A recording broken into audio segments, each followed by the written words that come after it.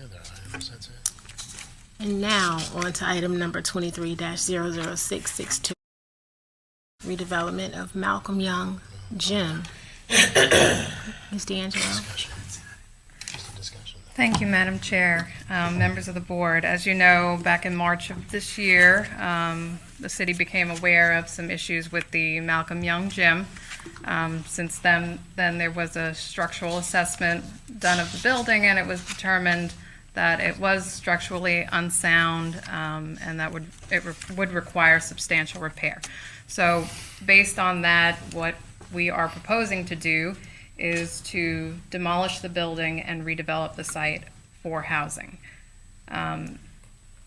We would be looking at CRA funds to help to fund that demolition, which is why it's being brought to you today, just as a discussion item to make sure that you're aware of what our intentions are before we actually put that out for a solicitation for the demolition. Currently, we are looking into whether or not there is asbestos in the building, because based on that, that will determine how it needs to be bid out for the demolition and ultimately the cost of that. So based on that, we just wanted to bring it before you. Any plans for the redevelopment, same thing. We would be bringing that back to you. That's something that would be brought back as to what the plan would be for that. Thank you. Board Member Bayer. Thank you, Madam Chair. And I know I've had some discussions with the mayor about this particular project, and there are people in the community that are concerned about this building and have used it for years, and I kind of see what's going to happen. But just explain to me why the CRA is taking the lead on the demolition and everything and not the city on this. Is just because it's in the CRA? Is that why? It is in the CRA, and we do have funding available for redevelopment. Specifically, we have a substantial amount of money available for redevelopment in the urban core district. Okay. All right.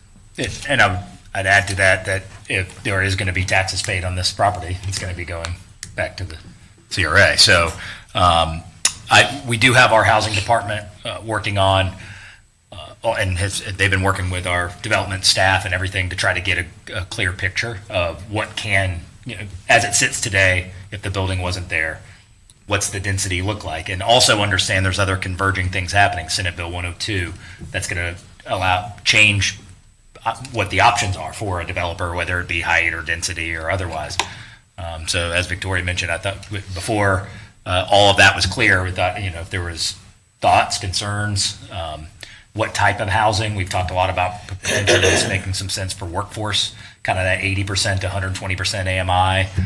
We have a lot of police and a lot of firefighters just in the city, much less in the community, that could be looking for housing options. Maybe this would be one of those. So we're not going to be able to answer specifically, I don't think, on that there can be 14 units or 16, and even if we could, that could change in the next 90 days based on what else is happening and what the state is going to preempt us to do. So anyway, Victoria and I had the conversation, said we wanted to kind of float this out to you guys before something was coming for action, if there was any thoughts or concerns. Thank you. I can add a little bit to that just in terms of the use, we really can't determine right now how many units it could handle. However, in terms of the use, it would have to be either single family, detached, could include ADUs, could be a duplex, or it could be single family attached, like a townhome. So that's what it's limited to. It would not be able to be something like an apartment complex or anything like that. You said it would not. It would not. Why? Based on the zoning does not permit that use in this zoning district. It's zoned R2AA. Okay. R1 AA. Okay. Board Member Brayer. So just to be sure, because you worded it a little weird that you were bringing it to us before you went out there for an RFP, that's not exactly right? Correct. It'll come back to us before you go for an That's RFP. correct. Okay, That's correct. just verifying, Yes. so that we have more time to speak with our constituents and such. Yes. Thank you. Board Member Bayer. Yes, thank you, Madam Chair. So, and I think workforce housing, that's kind of what we talked about before, I think, Mr. Mayor. I think I'd like to see that. I realize that Pensacola Sports, that location should be, I think, market rate probably. But I think this particular location would be great if we could look at that option to do some workforce housing. Because I know we have very limited right now, it seems like, in the city. So I would like to see that in the future. Thank you. Mayor Reeves. And just so you know, I just want to put the other asterisk on it. What the zoning is right now, we could be preempted on too. Now, it doesn't mean that as we entertain RFPs, that we couldn't, make decisions on RFPs based on what this board and what the community wants to see there. But there's just so much unknown still coming in these next 60 to 90 days on what Senate Bill 102 was. As an example, there's going to be a caveat, and I'm not speaking, just to give you an anecdote, I'm not speaking that it would pertain to this property, but there's going to be even aspects of Senate Bill 102 that are going to allow someone to pick the height restriction of any building within a mile of whatever property that they're on. I mean, just as an example. I'm not saying that will happen here. I just mean that's the kind of different rules that are going to be put in play and we're going to be preempted on. Now we possess the property. We as the city, we as the CRA possess the property. So again, if the board's wishes was that it was detached or duplex or things like that, obviously that would be part of the RFP. And again, what would be coming back before you. But just keep that in mind. It could, whatever those rules are, could give some additional flexibility to what the density may or may not be, or if the board wishes that it isn't, that would help be a more favorable outcome of whatever the RFP is. But just as I said, we are really entering a new frontier here, I think, with Senate Bill 102 and what's going to happen and what's going to be the type of options that are going to be afforded to folks working on projects like this. Thank you. Board Member Patton. Thank you. So just two questions. First, given the fact that there are some in the community who are feel strongly about having a community center in that area, I know the recommendation is to demolish it, but just help me understand the process we went through to think about whether we should repair or refurbish or whether that was even an option. Just walk me through that if you can.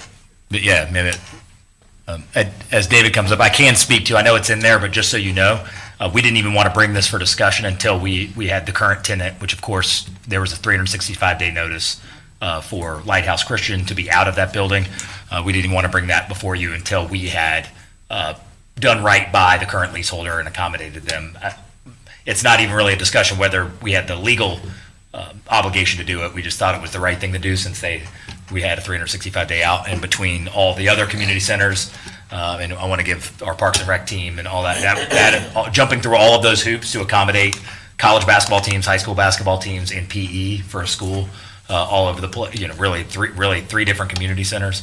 Was not an easy lift, but we were able to get that done, and that should be able to stick through the rest of the year and meet that obligation as well. So just as a side note, I forgot to mention that as well. Madam Chair, members of the board, Board Member Patton, going back to earlier this year, I was approached by both our building official as well as our building and facilities maintenance director with concerns with the actual structure itself. They did a visual inspection of the facility and the support columns. I mean, just walk up there now, you can see literally three of the columns. You can see directly through the columns visually. So there was some significant concerns from an optic standpoint. They approached me about that. We made the decision that because of the potential weight of the actual roof structure, and those columns actually support the roof of the actual facility, that was best to put a temporary pause on the use of the facility until an actual formal structural assessment was done. We brought a consultant in, they did that, and they corroborated that it is structurally unsafe and that needed to be vacated as physically as possible. So we spoke with the mayor's office, and they concurred with that position. We notified the tenant, and we worked very diligently with them to remove them as quickly as possible. As the structural assessment was being produced, we asked our consultant if they could give us some just general understanding of what it would take to rehab or restore the center. It wasn't technically a part of their scope, but they were kind enough to put together some numbers for us, and it was in the million to plus range to restore the facility. So you start looking at a relatively old structure, structurally unsound, and that's just without them actually doing a formal behind the walls type analysis. They were thinking in the million plus range just to restore the structure to make it safe. And so just financially speaking, and talking with the tenant and talking with the mayor's office, it was just best that we probably move in a different direction. And that's where we're going. Currently, we're pulling quotes to determine whether there is asbestos in the facility or not. If there is, then obviously that modifies the way we actually remove and demo the facility. If not, but regardless, the demolition contract will have to come back before this board. You'll have to award that contract.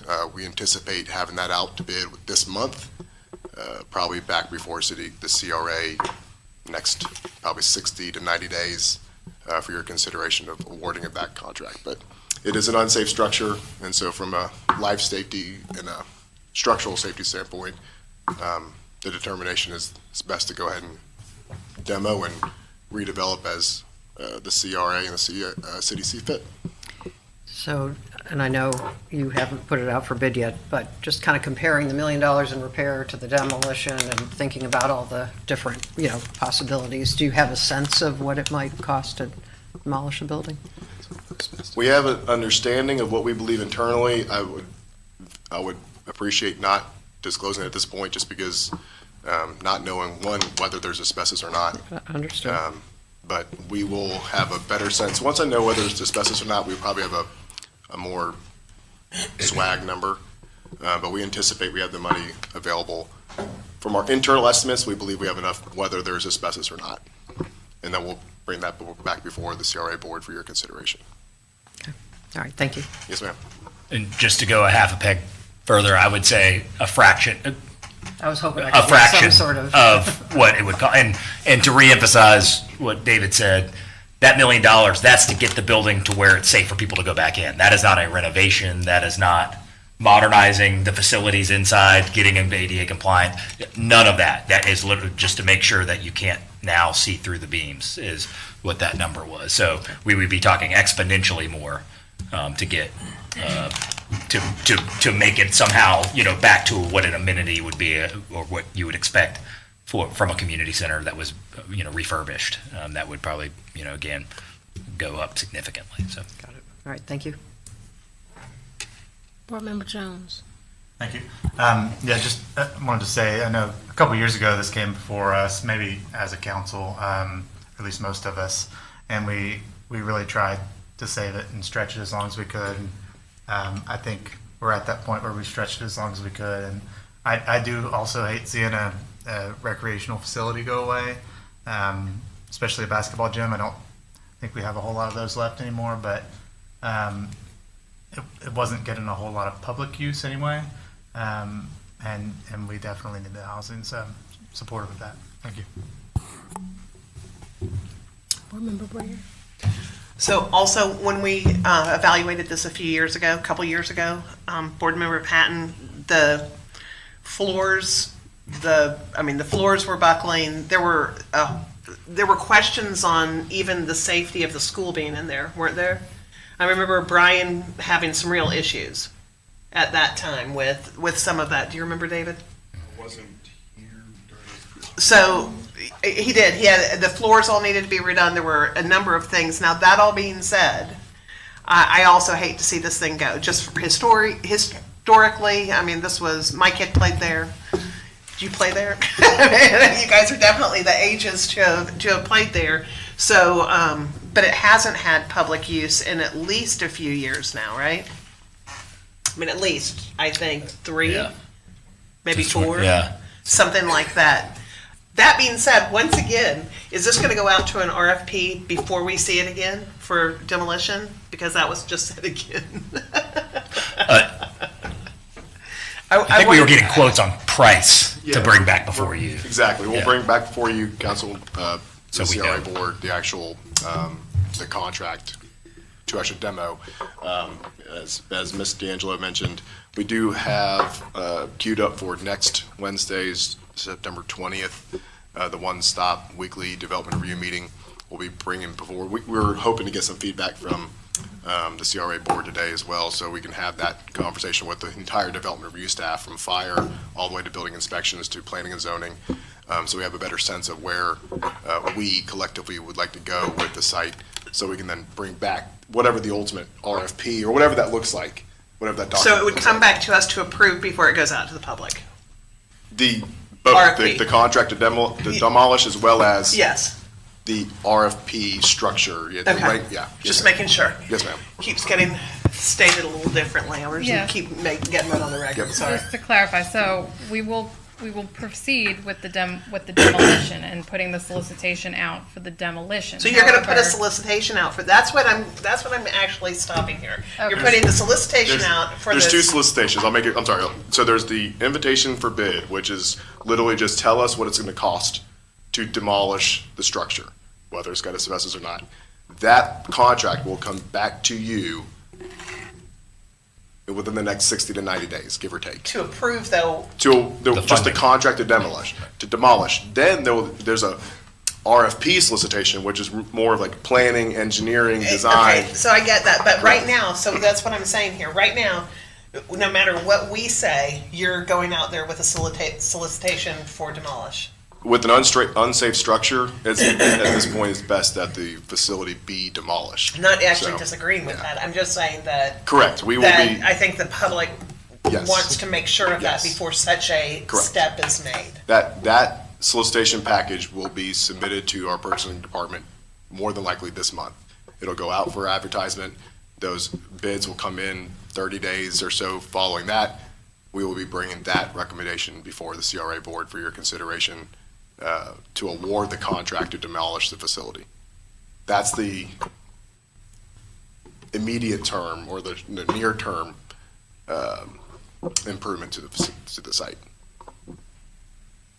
I'm a little bit, because it feels like it's going forward without us saying go forward, really. We're just speculating here, so that's the only thing is because there is a real big outcry out there not to do this haphazardly. And I know that we have a sort of evaluation of the building, but we don't have a thorough evaluation that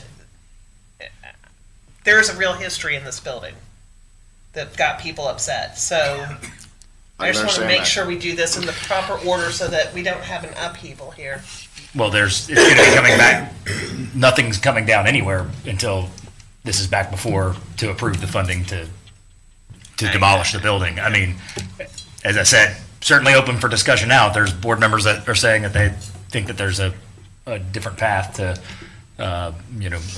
I certainly can't speak for Victoria, but certainly I would tell you if there's folks here that want to entertain the idea of, paying 10, 11, 12 times what the building's currently worth right now just to get it upstanding, certainly we would hear that. But I think. Let me ask you this. What would the cost of a new building cost?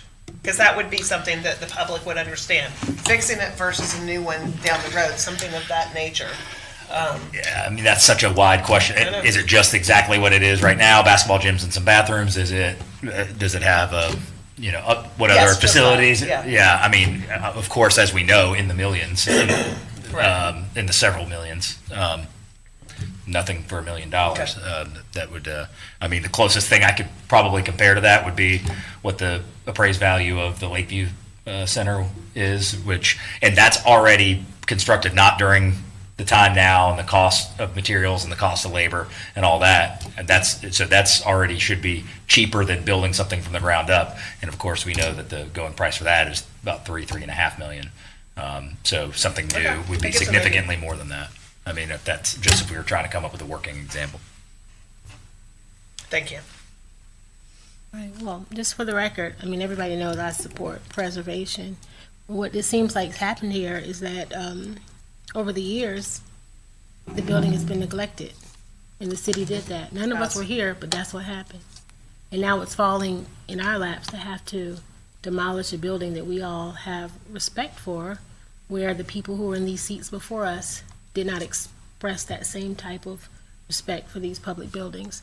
Now, I remember it was you who proposed we have a sort of fund For repairs? for repairs, and that was last year, you know? So we weren't even here when all this was happening. It just fell in our laps, and we're just trying to manage it the best we can. But I appreciate you for adding what you did, because you're making sure that future councils won't have to make the same stressful decisions that are also that our districts aren't in agreement with, and we have to make hard decisions, and that's where we We do. are. So, Mayor Reeves. Yeah, and I just want to say, we talked about this at Budget Workshop. That's why, yeah, I think this should be a good reminder for all of us about taking care of the stuff that we do have. It is. You know, it will hardly go down in the lore of Malcolm Young that DC Reeves played basketball when he was in sixth grade. That is maybe it's one of its lower moments, but I mean, it's something where I grew up playing basketball, and conservation of the character of our community is very, very important to me. And if there was some kind of path to victory here, but also keep in mind, even if we woke up tomorrow and we could have people in there. I mean, we had a 20-year lease with a private tenant. I mean, that it would be kind of odd for us to then, preserve the building and then have not honor that lease as well. So you have to really compare apples to apples. I mean, that was a lease that we were in for that building. So if we were to spend $1 million+ to get it standing, would it be the right thing for the city to then say, we're going to now open it back up to the public? We could, but that would be a whole nother discussion as well, is that this was already in private hands for the foreseeable future. And so, I think that's a point that we would have to, that's the reality of where we were with this building as well. And if the Thank you. plans are for attainable housing, that's something that we need. So that could be a deliverable Right. for this council, even though we had to be the council or the CRA that tore the building down. At least we could be the CRA that provides attainable housing. Board Member Patton. I just wanted to follow up on your comments, Board Chair. I do think that this is a good example of what we should be thinking really carefully about in the future. I mean, I don't know what the maintenance agreement was with Lighthouse, and I think we actually knew that at one point, but these kinds of really long-term arrangements with our city assets are things that I know the mayor has spoken about before. I think we need to really think pretty carefully about these arrangements going forward. So, thanks. Okay.